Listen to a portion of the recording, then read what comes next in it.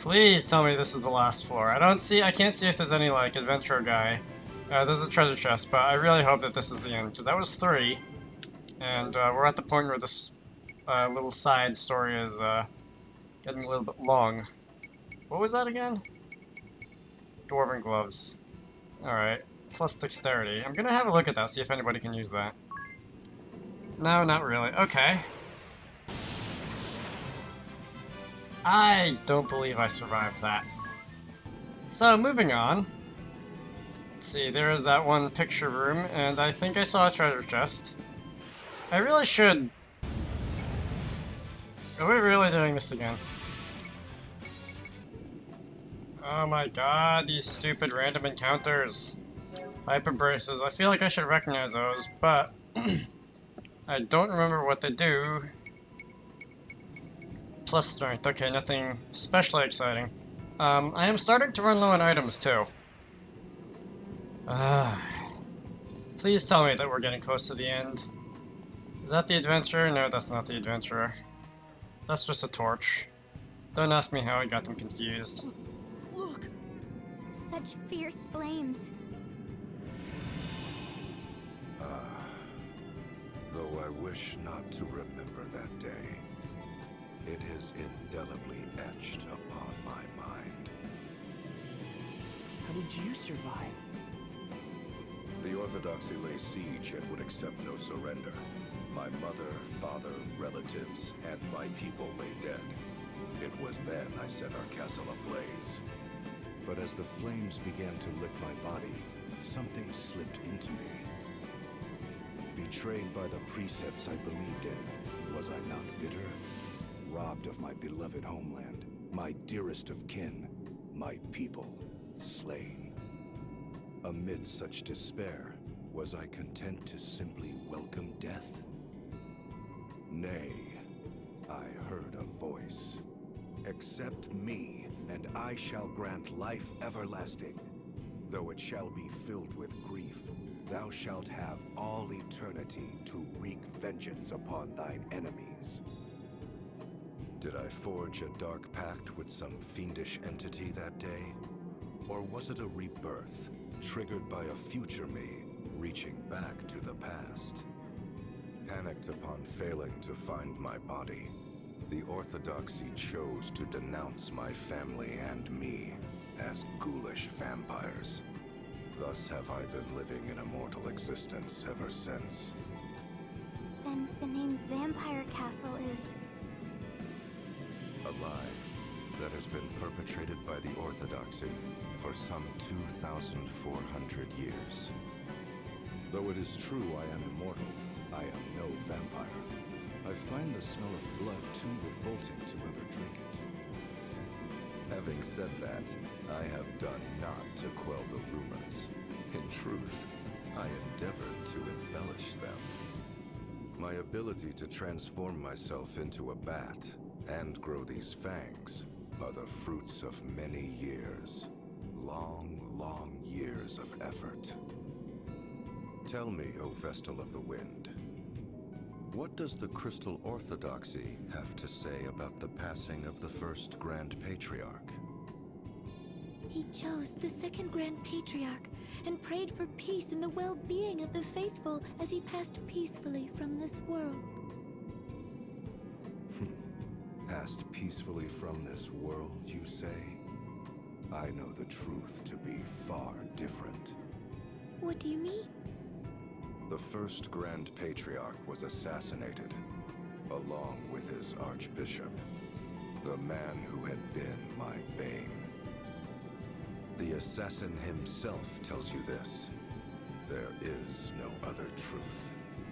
That was when I forsook this land. Soon after, sightings of the vampire Lester de Rosso began to crop up throughout the world. I became a veritable Duke of Darkness, forging ties with those bearing hatred toward the Orthodoxy, and those it had oppressed. I was the enemy of man, the hated and feared vampire.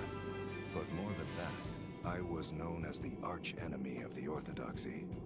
And after some 500 years, a fateful encounter, with one whom you all know well. No. Let us leave the matter for another time.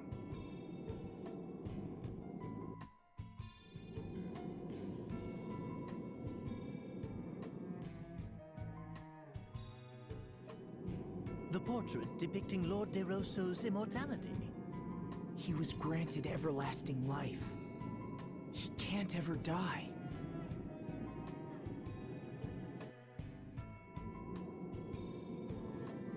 So he's not a vampire, although I'm probably still gonna call him that because it's easy to remember. Oh, come on! Thank God for fixed damage items. Please tell me we're at the end. That sounded kind of like it was close to the end. Of course I'd choose the path that's not the dead end. Why does Adia have to die so often? Magic armlets, okay. What do those do? Sounds like they boost magic or something. Oh, big surprise. I am spending way too much time switching between job classes. Please do something good. It sounds interesting. That is not just one of those accessory items, that is an actual, like, hat thing. Nullified charm. Oh, that's useless. Yeah, let's get out of there, alright. Anyway, are we at the end? Is that the adventurer's hat? Please tell me that's the adventurer's hat I see.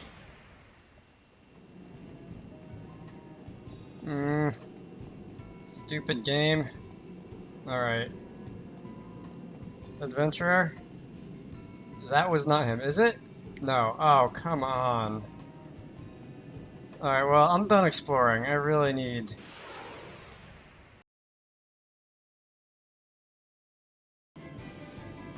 Oh my god.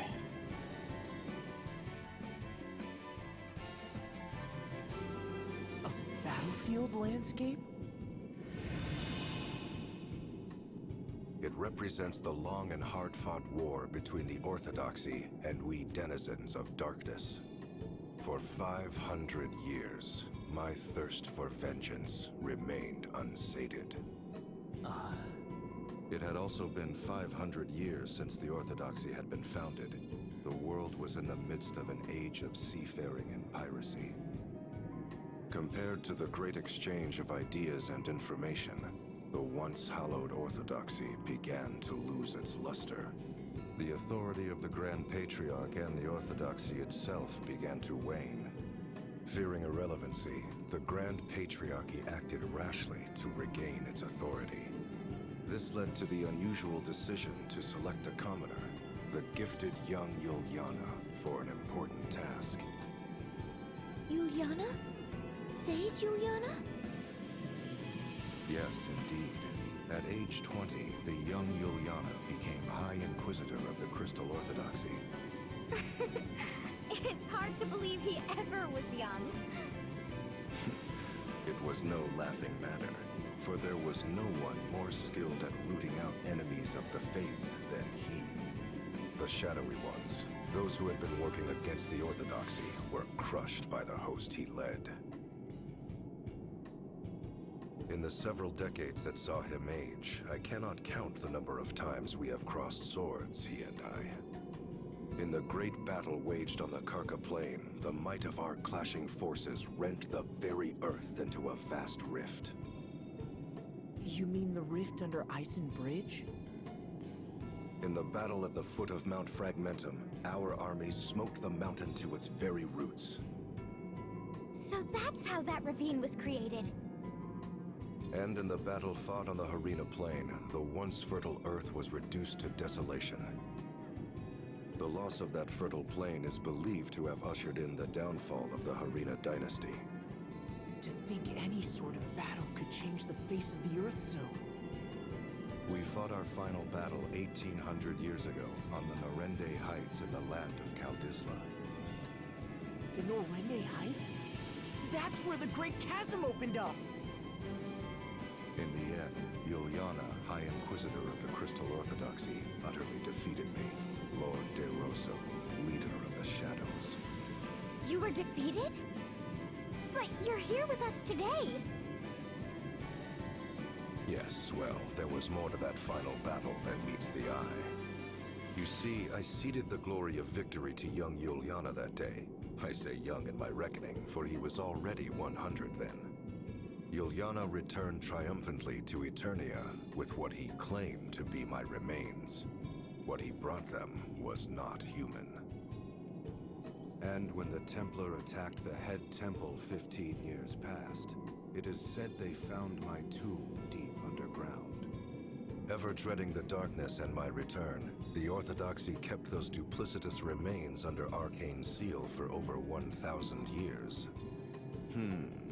'Tis a tale replete with irony, is it not?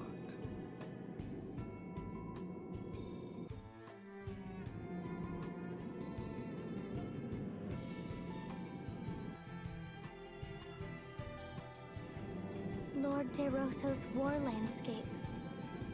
It's hard to imagine a war lasting 500 years.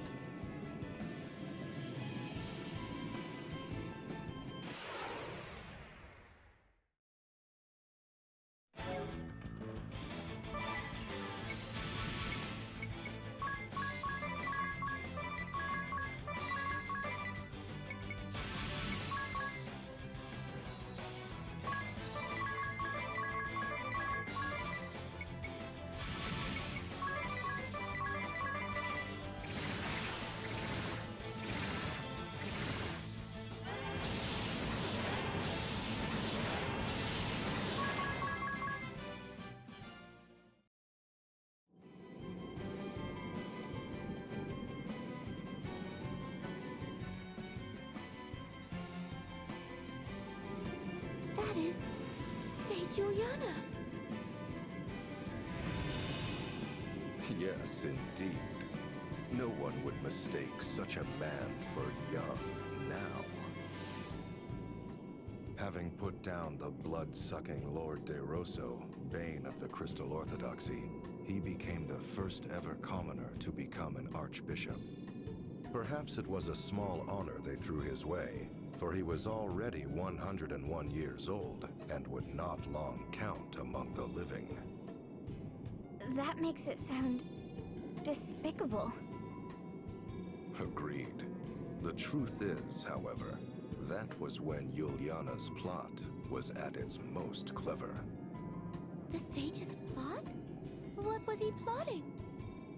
He was taking measures to separate you Vestals and the faithful among the people from the Orthodoxy's corruption. After serving some 80 years, he had witnessed firsthand how corrupt the institution had become. Should nothing be done, it would not be long before the putrid poison... Okay, so I had my microphone muted and I didn't realize it, so I just was talking for about 5 minutes and nothing was happening. A few interesting comments I got between this and the last time I recorded this game that people left. One, someone kind of pointed out that I sounded kind of bored for a lot of these videos, and I'm actually inclined to agree. I'm not sure if I would say bored so much as tired, because, well, at least for one, I'm like actually getting tired playing this game. Like, fall asleep on my computer tired, because it is just so long. Just what time And, would that be? like, most games, you could probably play it start to finish and do most of the side quests 3 or 4 times in the amount of time that it takes to do this one, but oh my god, there's 60 hours on my save file. There's like, this would be like part 150, 200 if I wasn't cutting out random encounters and stuff. This game is honestly very unnecessarily long, but that's not so much as an excuse as a guess as to what I'm doing here, because I don't really know either. I'm obviously trying to not sound bored or tired while I'm playing this game, because, well, that'll just make it more boring for editing, I suppose.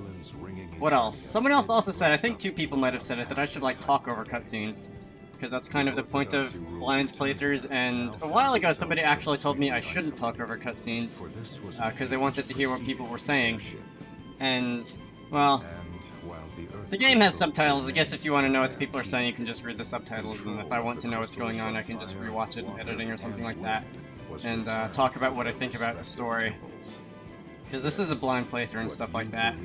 Anyway, someone also said I shouldn't, like, cut out my failed takes of battles, but I'm sorry, I don't want this playthrough to be going on for 250 videos. I'm cutting out the failed takes. If there's any funny bits, like me screaming at my DS, I'll leave those in at the end, but I'm not leaving in every single failed take of this video because I don't want to die of boredom when I'm editing.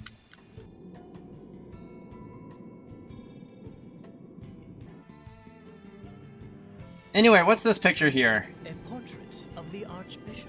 This is basically like a 5-hour history backstory of the entire Luxembourg, which, okay, it probably could have been condensed a little bit, but it's still kind of interesting because we get to learn where a lot of the characters came from.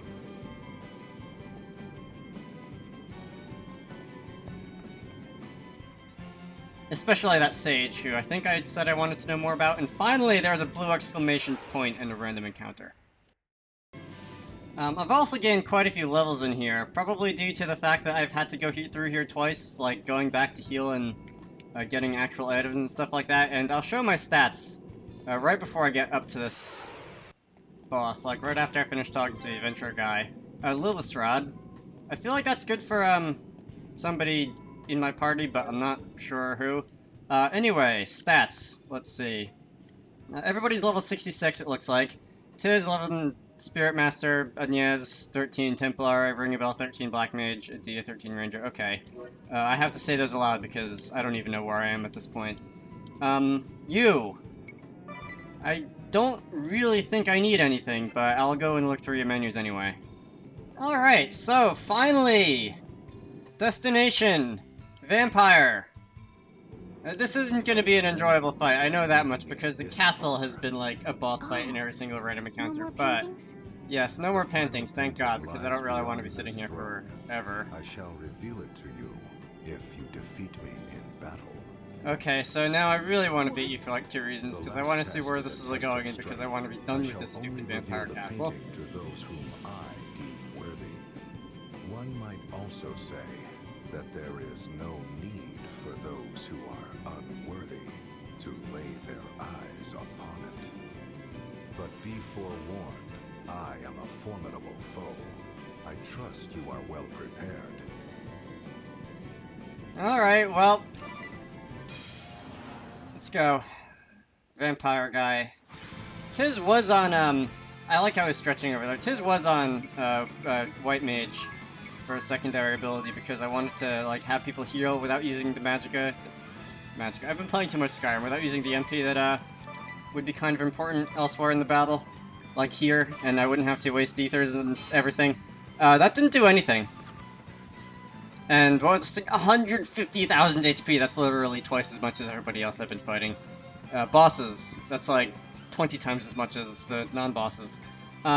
You, I don't know, you're weak to light, apparently, so I guess it's a good thing I have Templar and White Mage. Let me look at this for a minute. You have a lot of magic attack. Well, I have a lot of physical attack too, but you have a lot of magic attack. You're also pretty fast, so I'm gonna... I think you went before Tiz did at the start of the turn, so I think I'm gonna want to get used to that. Yeah, I'm definitely gonna want to get used to that. Gravity. I don't like the sound of that. Oh. God. What did that do? And why? Can I have, like, a description on the moves that, like, my antagonists use? Maybe? I think that was a dark attack, so I think I'm going to want to be nullifying dark somehow. I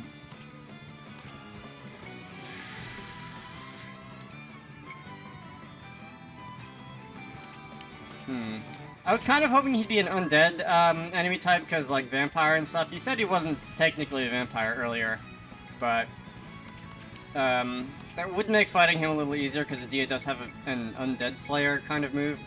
Oh my god. Let's see.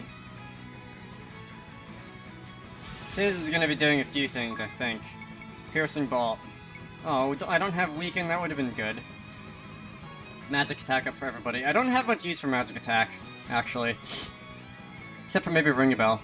Alright, well, Tiz is gonna heal people. Because, of course, he takes down my healer first. I only have 2 Phoenix downs? God. I should have gotten a couple more of those. X potions, and... Because I really, really don't want... let's see, adaptation. Absorb elemental attacks. I really don't want Adia taking that gravity move. Because she can actually, like, damage him. I'll be casting Nullify Elements on her. Let's see, you can wait also. Alright, Battle Thirst. That did... What did that do? Did that steal a BP or something? I think that might have stolen the BP. Which I definitely don't like. Wow, that didn't even heal anything. Alright. And Yaz is going to get healed. Let's see, Adaptation. Yeah, Absorb all elements. I'd like to keep that for a while. I want to say that lasts like 10 turns. If you don't have a dragon who's canceling it every, like, 5 minutes, every 5 seconds, but... You... What do I have in terms of special attacks? Wind... Physical defense down, sure. And... I have Radiant Blast... Light base attack. Okay, so I think light would be good. And I know I shouldn't be just, like, spamming the, whatever it was that I spammed. But... Brave, so many times, rather. Come on, where are... Alright, Cure. I'm just gonna cure that once. Hopefully Ringable won't die this turn. That'd be nice. Attack all light. Fire. Well, he's weak to light. Energy Burst. Oh my... what? Are you serious?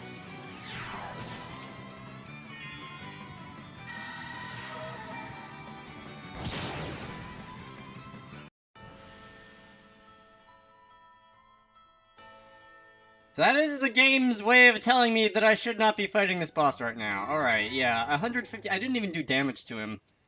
I was still, like, trying to set up. and he killed me. So let's get out of here. Yeah, I don't feel like doing that right now. I mean, I figured that would be a, like, deadly boss, but I didn't quite expect him to be that deadly. Okay, so we can get out of there, and I believe I have to go to the Earth Temple now. I don't know if I want to bother fighting Paterfamilias again, because I just want to get on with the story. This is what, part like 92, 93 something? And yeah, I want to get on with the story. I'll see you in the Earth Temple. Unless, of course, the game stops me when I'm going through the